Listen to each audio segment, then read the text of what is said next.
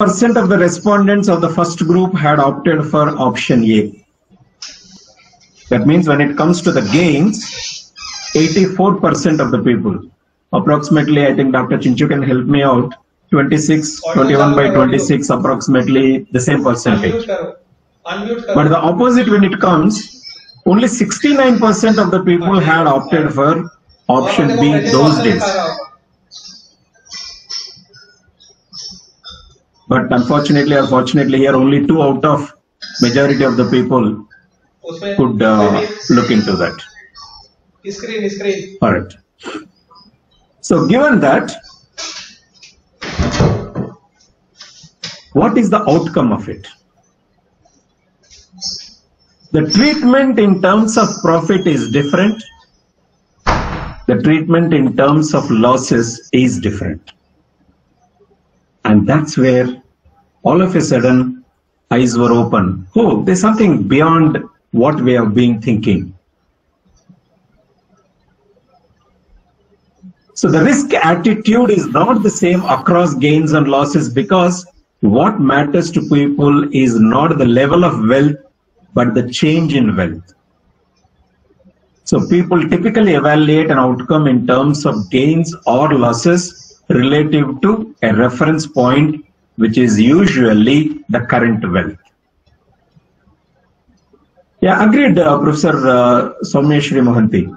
Because we are emotional, because of this only, the behavioral patterns also will have an impact, and because of that only, all these things are coming into picture.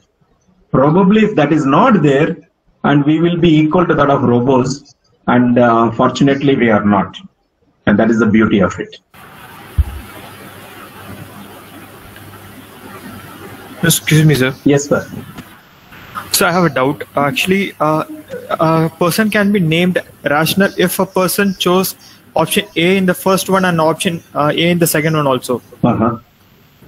Like a person is willing to gain 900 and is willing to lose 900 also. Can he be found rational in this case? You mean whether he can be termed as rational? Yeah. He cannot be termed as rational in both the situations, because as a rational human being, you should not have a choice between A and B. Both should be treated equal. Okay, sir. Okay, thank you. Thank you, sir. Right. So always people look at a reference point, that is current wealth. From that, the changes will be taken into account. And if you look at this, this looks like the value of gains and losses according to an S-shaped value function. All these days we were looking at it as only a convex or a concave, only on the positive side.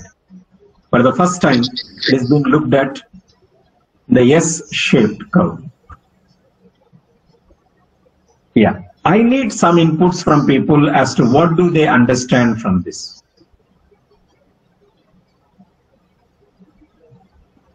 Sir, may I add some points? Yes, sir, please. Because it is not that we know everything and we are telling you everything. All of us know everything, so we are trying to compile. Yes, sir. According to me, like for an individual, the level of if in monetary terms the level of gain and loss is same, but the level of loss will affect the individual more than the gain. Excellent, sir. That is what exactly is this graph is showing. Yes, sir. A gain from one reference point to equal reference point. Suppose from, let us say, from 10 lakhs to, if you move to 20 lakhs, your utility will not, or value will not change 2 times. That is very clearly seen in the gains. But another point to be noted is that when it comes to gains, at the beginning, the value rise will be very high. As it goes on, the value change or the utility value change is going to be reduced. It is not that as drastic as it was. Had it been, then it should have been a 45-degree or 30-degree or 60-degree line. It should have moved in a straight line curve. Agreed? Coming to the second. Yes, madam. Sir, can I ask, sorry to disturb, but can this perception of loss greater than perception of gains can be associated with the overreaction as well? And ultimately, all these things also will contribute to some extent to overreaction also. But for overreaction, this is not the only reason. Undoubtedly, this is the predominant reason. But as you are looking at overreaction only in terms of losses, overreaction happens in terms of gains also. Okay. Okay. But as you said correctly, losses, gains, overreaction is because of this kind of perception only. But that is not the only reason. There are various other reasons also that will be contributing for this kind of phenomenon. Sir, yes, sir. So these graphs are made from general perception, right? But this kind of reaction varies from person to person. No. And optimistic. I'm sorry to interrupt you here. It is not from the general perception. They have done studies on groups of people with different cases. Like every 25% change as to what is going to happen. 7-8 situations they have given, and they have identified, and then they have smoothened the curve. So basically, they have done sampling, right? Yeah, undoubtedly. So it is not that just like that they came out of this. So statistically, we do sampling for the whole population, right? Okay. So the implication is that this is according to the general perspective. This holds good for majority, but may not be for everybody. Okay, yeah. Because always, in statistics, always that there is noise. Residual error is bound to be there. Some level of error. Some level of residual error is bound to be there. If it is not there, then it looks like you have done a robotic kind of experiment. Yes. Which is not acceptable, actually. Yes. All right. Imperfection is always a beauty. If everything is symmetrical, there is no beauty in that.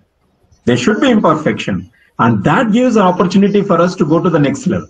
That is the advantage of it.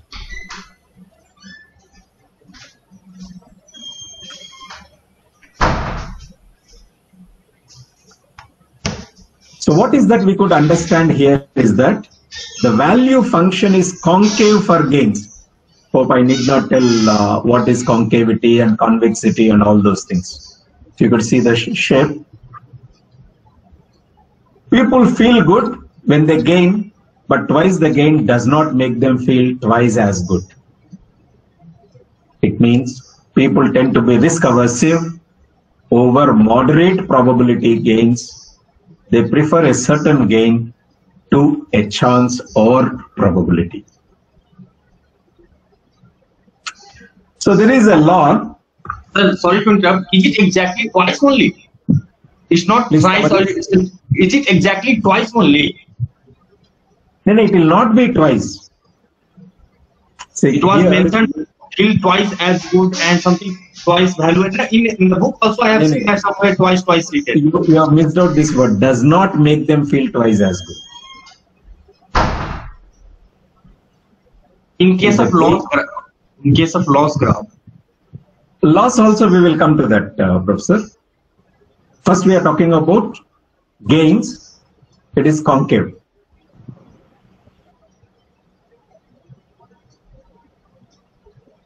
Okay. So when you look at this, there is a law called Weber-Fechner law in psychology. According to this, the noticeable difference in any variable is directly proportionate to the magnitude of that variable. So the example that is being given by somebody in this particular context for this law is that, when I was referring certain books, they said that if there is going to be, let us take a simple example, our weight from X, if it becomes, let us say, X plus 1 kilogram, you will not give any importance to that. But when it comes to buying gold from whatever you wanted to buy, let us say X, if it becomes X plus 20 grams also, that will be given importance to you. Why?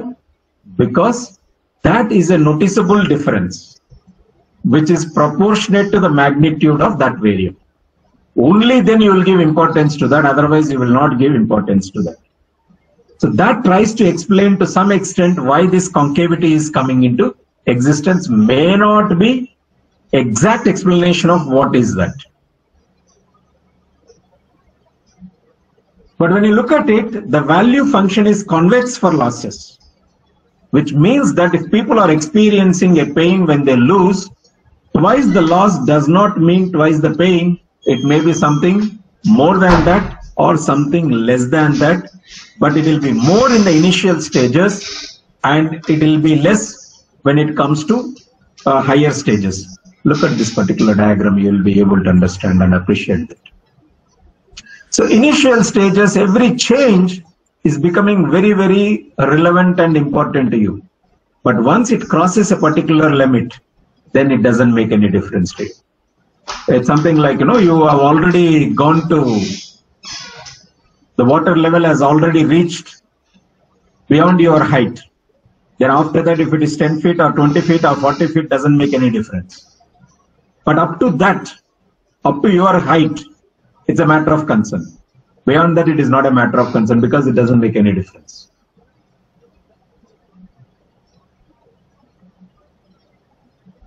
But the point to be noted here is that the value function is steeper for losses than for gains, which means people feel more strongly about the pain from a loss than the pleasure from an equal gain, about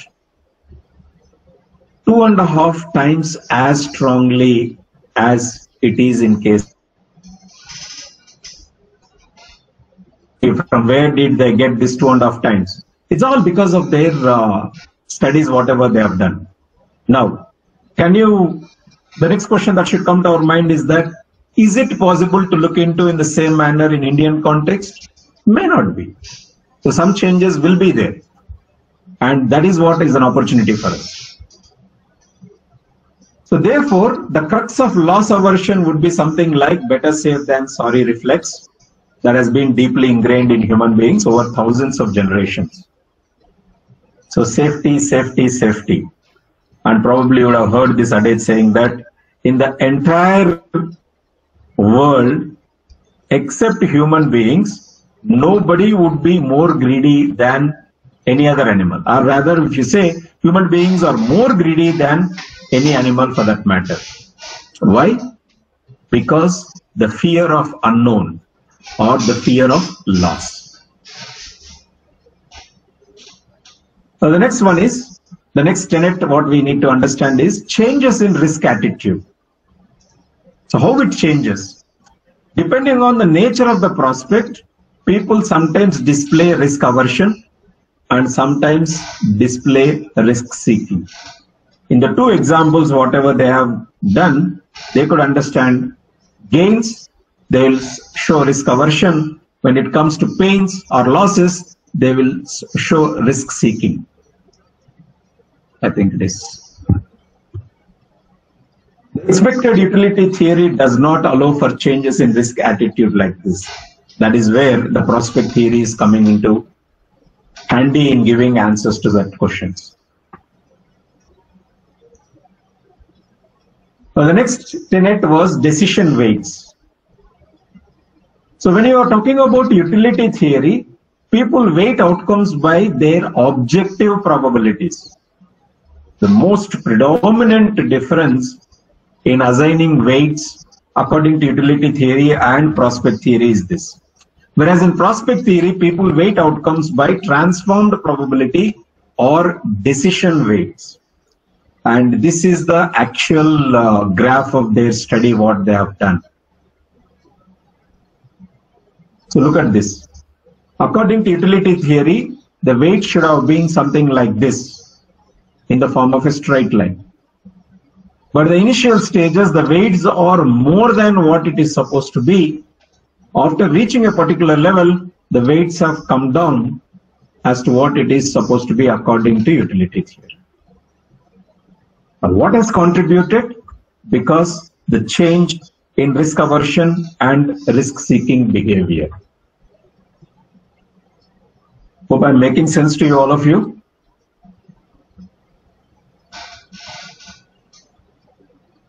Yes, sir. All right, sir. Yes, sir. So the next tenet was hypothetical value and weighting function. So they conducted a series of experiments, and the subjects were asked to provide certainty equivalents for a number of prospects presented to them. So please understand, prospect here means the possible outcomes that are coming into. So the value function reflects concavity for gains and convexity for losses and loss aversion. When I show you this paper, probably you'll be able to understand how it has happened. And then they did the value function by virtue of all their study, whatever they have done. And the value of z is z of alpha, where alpha ranges between 0 to 1. And when value of z is positive or equal to that. And by the experiment, they could understand that it is somewhere around 0.88 approximately. And the problem comes when the value is negative. That is, when it comes to loss value, then it is minus lambda minus z to the power of beta. When lambda is greater than 1 and beta is from 0 to 1, and lambda value is identified approximately as 2.25. And that's where exactly we were making a reference, saying that it is 2.5 times more painful in losses than in gains. And let me tell you, these things are not that just like that they came out with certain numbers. These all are about the experiments what they have conducted on the basis of the data values only.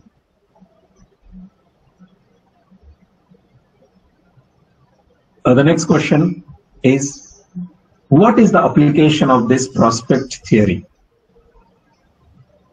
The first one is disposition effect.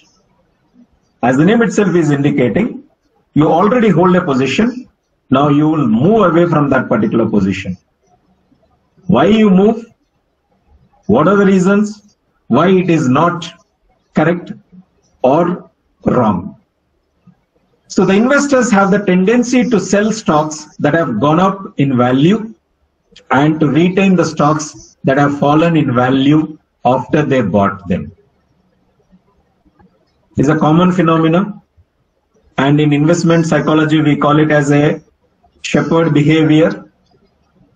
As a shepherd, when the sheep is being growing, as long as it is growing, we will take the fur from that or the wool from that, and once it is grown to a perfect extent, then we will cut it and sell it in the market.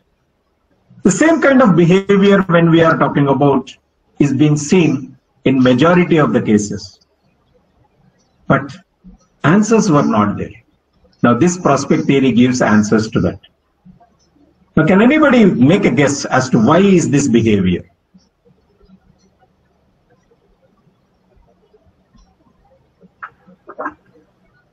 Typically when the prices are going up, when the returns are going up, the value is going up, we should have retained them. When the losses are coming into picture, we should have sold them.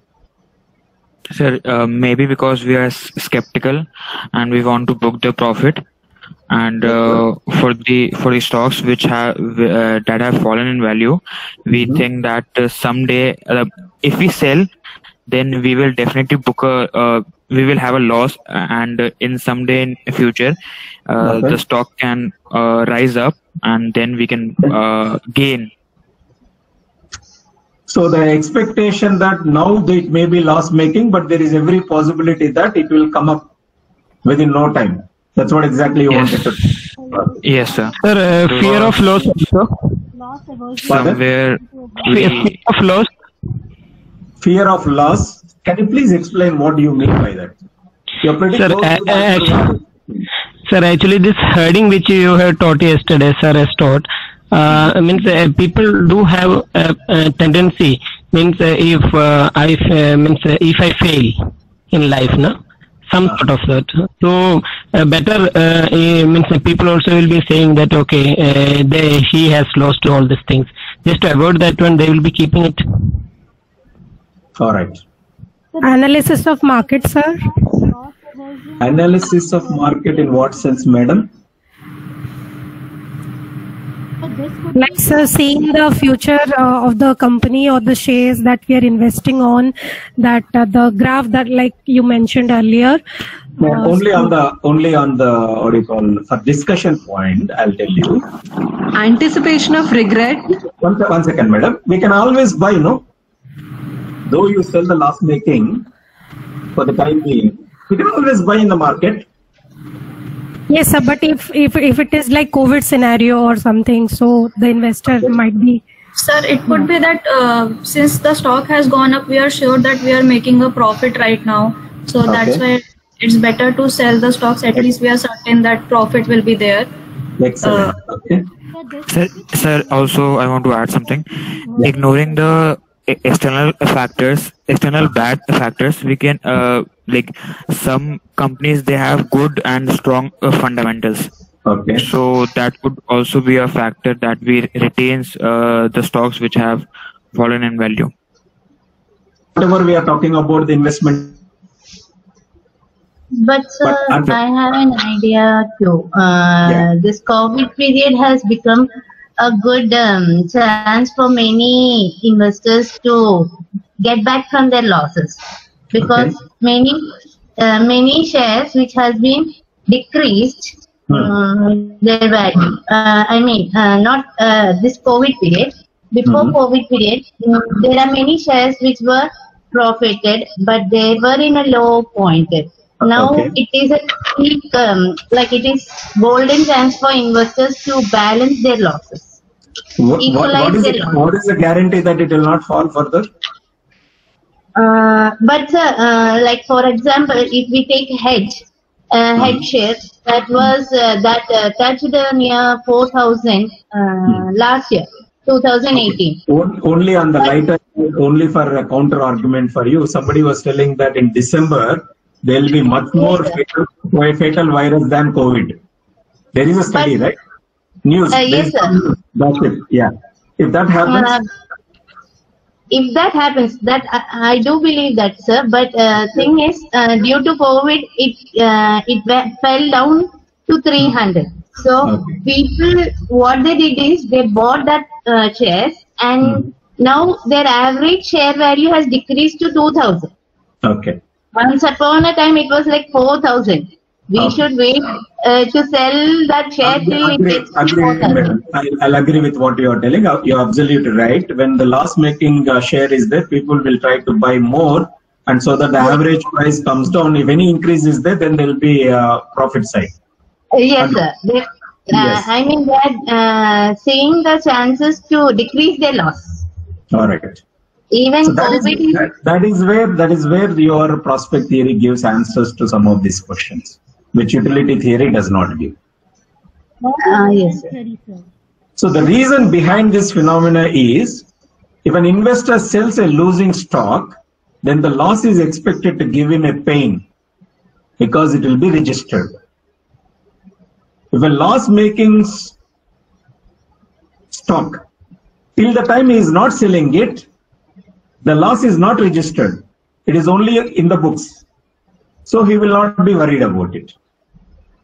So what is painful to him is between the hypothetical loss and the real loss. If you look at the loss is there anyway. Even if he is retaining the loss-making shares, the loss is there, but that will not be painful because I have not booked it. I have not registered it.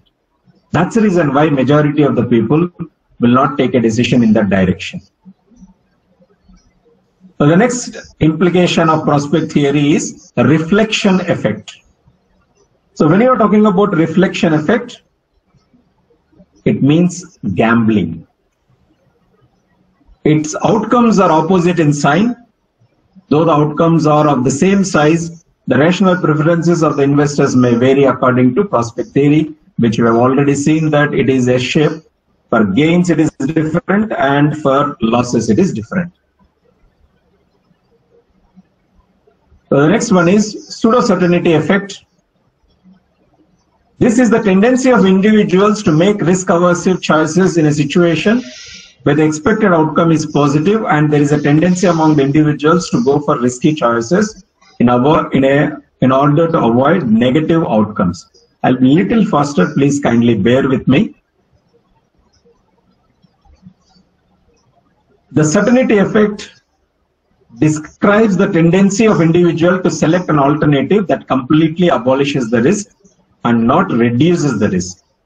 And this kind of inclination refers to the tendency of individual to perceive the consequences of an event as sure, whereas in reality, it is also uncertain because it relates to future. So the example what I was talking about, a sure gain of $900 is only an expected probability of occurrence as one. But there is every possibility that because it is relating to future, that may also become uncertain. By any chance, any one of us, have we ever in wildest of our imaginations thought that about 45 to 50 days we'll be locking ourselves in the houses because of COVID? We never expected that, but that has happened. So like that, anything can happen, but the probability of occurrence of that is limited.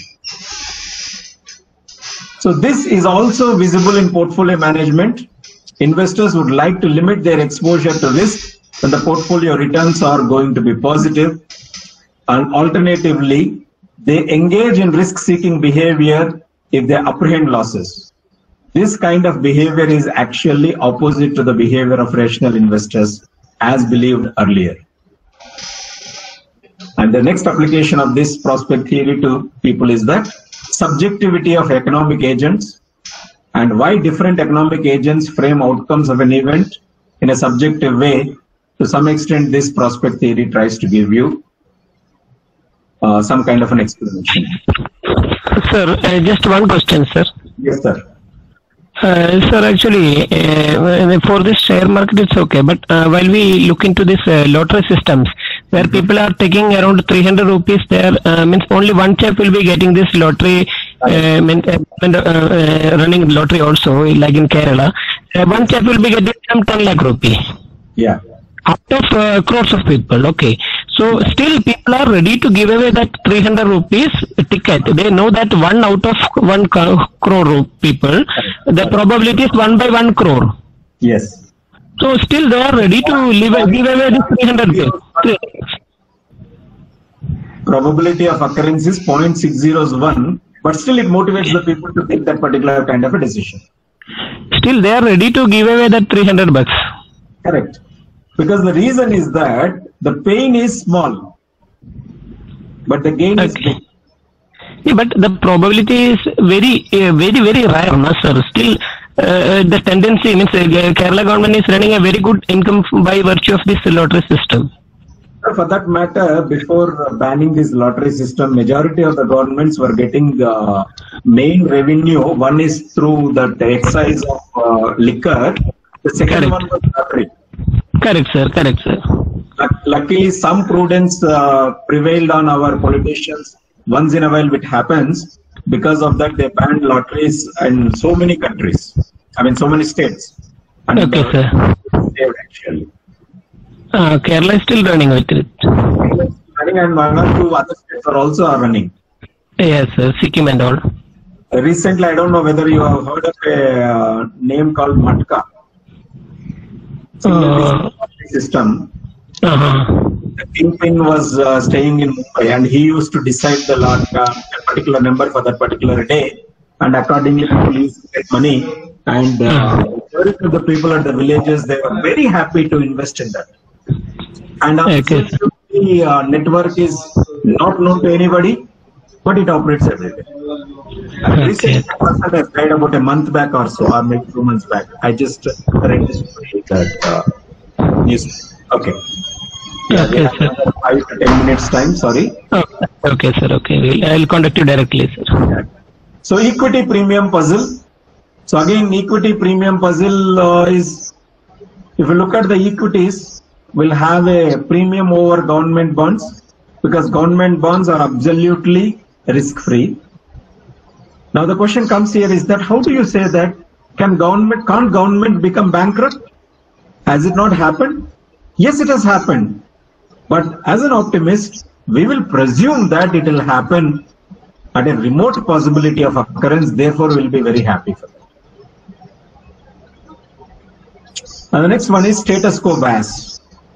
Every one of us would like to maintain the existing situation. If it goes beyond that or better than that, we'll be happy. Otherwise, we'll be painful. It's something like, Newton's first law we would have studied, law of inertia. So any change which comes into existence will not be very happy with it. So there are several studies. Many individuals have a tendency to maintain their position to a reference point, which is status quo. And the reasons for status quo is again loss aversion and endowment effect. So anyway, we are going to discuss about endowment effect. So what is this endowment effect? This states that people assign more importance to things because that particular thing is owned by them and therefore assign a relatively greater value. Whatever you are attached to or associated with it, you tend to give more value to that. And will have a tendency to pay more in order to retain something which is owned by them than to buy something which is not owned by them. A typical example which I can give you in this case is that suppose if a person has an ancestral property and that is been sold because of some reason to some others, and if he wants to get it back, he'll be ready to pay premium to buy that. And then comes reference-based utility. So states that the utility is reference-based, which is against the concept of additive utility, which we have been talking about. Always prospect theory talks about reference only. But when you look at the limitations of prospect theory, it is assumed that the reference point, usually status quo,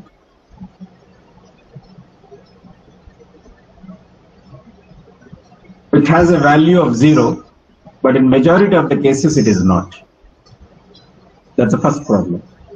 The second limitation of this theory is that it cannot deal with disappointment. And both utility theory and prospect theory undermine the possibility of regret. Now this is where we have an opportunity, whether we can bring possibility of regret into picture and then take it to the next level. So it is a golden opportunity for those who are serious researchers on behavioral finance. So one suggestion from my side.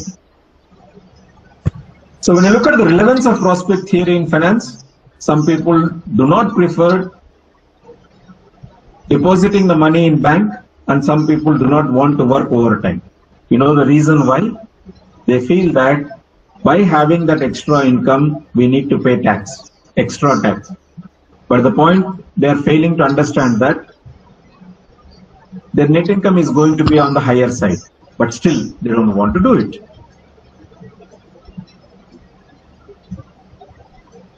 So we can conclude that prospect theory has given a new direction in the research area.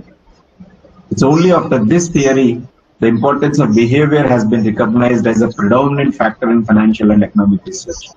Till then, there was no reference, there is no importance for behavior it is being given. It's not exaggerating to say that behavioral finance is the outcome of prospect theory. Now maybe a minute or so, we will earmark for any questions you have. If not, I just want to show you some papers. Sir? Can you just show the previous slide for a minute? Okay.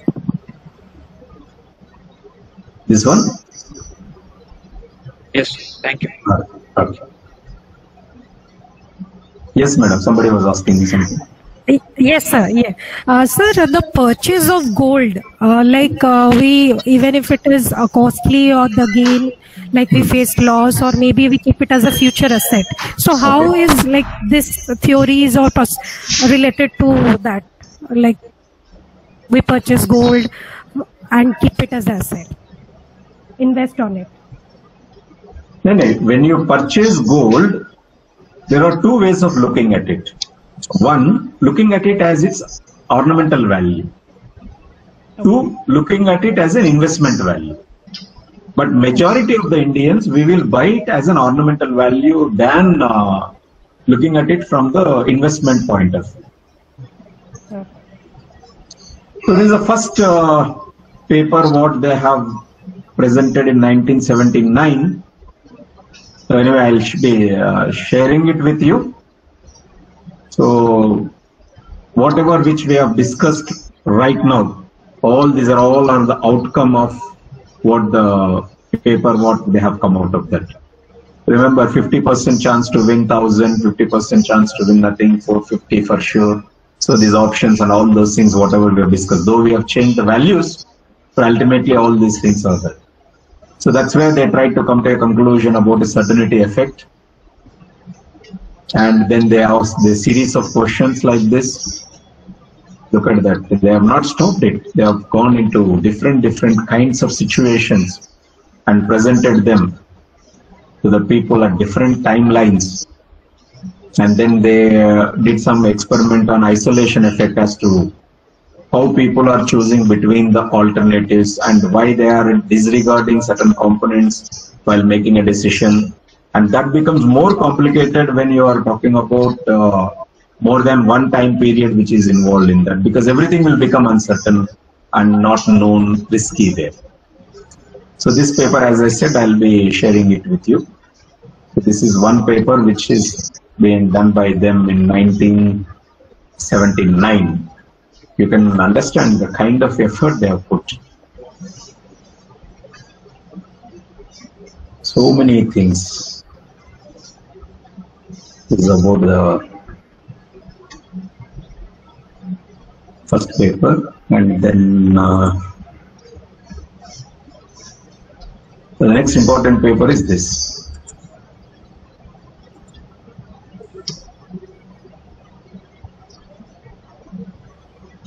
Advances in prospect theory. So whatever the prospect theory, what we have discussed just now, is all out of this context only. So I'm sorry, we have already overshot the time, therefore I'll not be able to go to the minute details of this. But I can share it with you, so you can go ahead after looking into that. Beautifully presented papers, both of them. Yeah, any questions to anybody, please feel free. Look at the way they have the value functions, all those things which you have presented is all the outcome of this paper. Sir, I have a question. Yes, sir. Yeah, I have two questions to ask you. One is, what are the different variables we need to consider while devising a scale, a multidimensional scale to measure the overreaction? And another thing, like finding the risk averse or risk taking, like that. The another question is, can we use an experimental approach to test these variables? Like, for example, we have the neuroplasticity. So neuroplasticity is actually used for improving the brain. In fact, you are answering your question actually. Okay, because so can we use that? Can we use that? Because yes, undoubtedly you can use that. The problem with this behavioral finance is, basically we are talking about behavior of individuals, which is not the same always, which varies from person to person and within the same person from situation to situation also. Okay. Suppose, I'll give you a simple example. Suppose if I ask you to slap your friend and say that I'll give you 10,000, you and your friend will be more than happy to share that amount and then you'll go ahead with it. But if I ask you to do the same thing with your father, even if I am ready to give you 1 lakh also, you'll not be doing it. Exactly. Yeah. So the logic, whatever you are talking about in one situation will not be the same. Okay. So this is what exactly I was talking about. See, I was telling you that to obtain more refined estimate of certainty equivalent, 7 sure outcomes were shown linearly spaced between a value of 20% higher than the lowest amount accepted in the first set and then keep on increasing. And with the help of that, they could come out those graphs. Somebody asked me, how did they find these kind of probabilities and weights? These are all because of this kind of test, whatever that is being done. Okay, sir. And how to devise the scale? Devising the scale, sir. Scale, depending upon the situation, you have to come to a conclusion, Professor. There is no hard and fast rule that one particular scale will be fit to all those things. And that is number one. Number two, what kind of research which you are interested? And let me tell you frankly and accept the fact that majority of us are peripheral researchers. Okay. So majority of us will try to do something and then publish it in the paper and then we'll forget about that.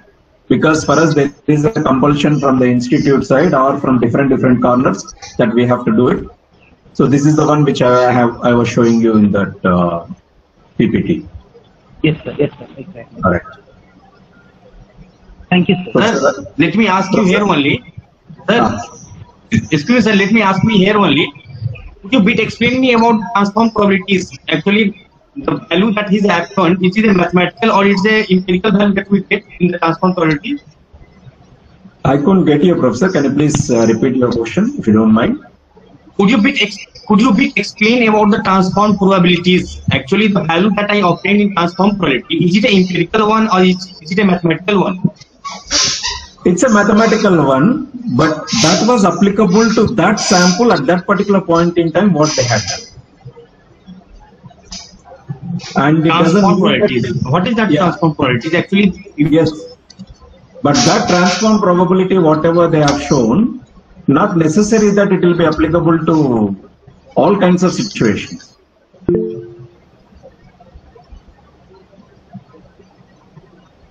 Got it, Professor? Okay. Professor Ranjit, over to you. And let me tell you, participants, it was really nice because we have been bored by teaching to students. Now explaining what we know to you people was always a pleasure because you always go to the next level, because only then when you share these kind of things, only we will get something better out of each one of us. Sir, heads off to your session, sir, but is there any feasibility to get your email ID so that we can ask any doubts in future? Yes, sir, no problem. I'll share it with you in the PPT, which will be shared by Professor Ranjit Singh to you all. Oh, thank you so very much, sir. Thank you, sir. Thank you, sir. Thank you this all. This was really a very enlightening session. Actually, listening to Professor Keshav Rao is always a pleasure. I have been knowing you since 2006 from our IIM Ahmedabad days, and your session was always a source of enlightenment, a powerhouse of knowledge. In fact, it's a storehouse of knowledge.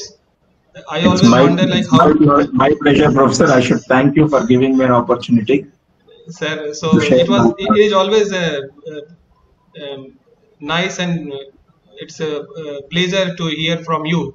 So I wish that in future also we'll have such interactions, and we expect your cooperation in future as well. Sure. In all our endeavors, whenever we'll be having any, definitely you are always available with us. That I am confident of. So thank you, sir. We are there. Thank you. Again, we shall meeting on Friday. On Friday we have another meeting. So again, we shall meet on Friday at the same place, same channel. All right. Thank you, sir. Thank you. Thank you, sir.